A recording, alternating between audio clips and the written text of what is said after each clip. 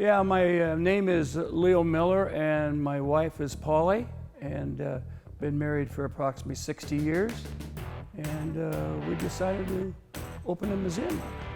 A tugboat operator on Lake Chelan, Leo transitioned to a career in the orchard business and real estate in the 70s, 80s, and 90s. Throughout his time, Leo and Polly were collecting cars from auctions and local purchases. Polly and I started collecting about 25 years ago. Cars, memorabilia, not so much that, but mostly cars. Spent a lot of time in Arizona. And at that time, we were always going to the auctions in the winter down there. And we were able to accumulate quite a few cars. And then where we were in Arizona, it worked out well because there was a lot of cars around. So, with the help of his son Wade, his museum is gaining traction with visitors. Leo says they come from all over to share their memories. I enjoy people.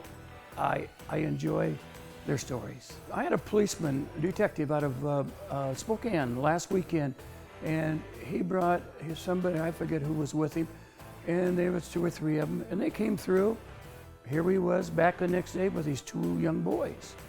And he was a very interesting person, and you find him every day. Everybody has that story though. But a lot of them like the memorabilia. Last year we had around 700 people. This year I think we're already in the 400 and some, and we've only been open 3 weeks. We did have a boost from Austin Healey Club out of the Northwest in California, and they brought us approximately about 80 cars. Well, my favorite story is this red and white Pontiac, because Polly and I had one when we were married. I had one 3 years prior. I bought it in Arizona and brought it home, and that's kind of one of my favorites, I think, but they all are. The museum is more than just shiny cars. Leo features neon signs, memorabilia, and even a plane from a drug raid.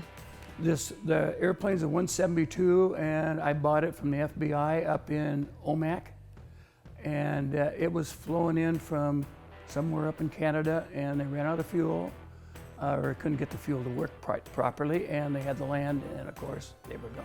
It was probably approximately, they said maybe 10 million in it. So. Jay Witherby, a well-known Chelan local and now fire commissioner, says Leo and Polly reached out to see if he could help them develop a plan to keep the car museum open for generations.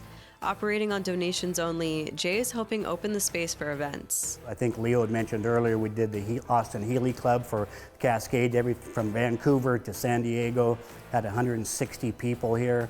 Served them a traditional bangers and mash and English pub lunch, which they just loved, and it's neat because it really does create memories. Yeah, I think it's the most memorable meeting place you could ever possibly hope for. And we go out of our way to make sure that we provide all the services, make it one call, one stop.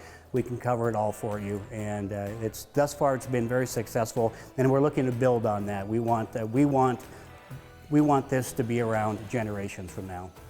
With more than 70 cars and more on the way, Jay says this museum is unique to North Central Washington. I don't believe there's anything like this in Central Washington. There is a big car museum that everyone's aware of in Tacoma, and this is kind of our version of it, Central Washington version.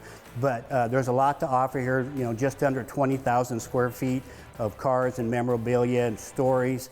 We love to share it, but very, very unique, and for a meeting space, for a venue, you won't find another one like this. Tomorrow on the NCWLIFE Evening News, we're going to take a look at a new addition coming to the museum. I'm Kaitlin Hetterscheidt, NCWLIFE News.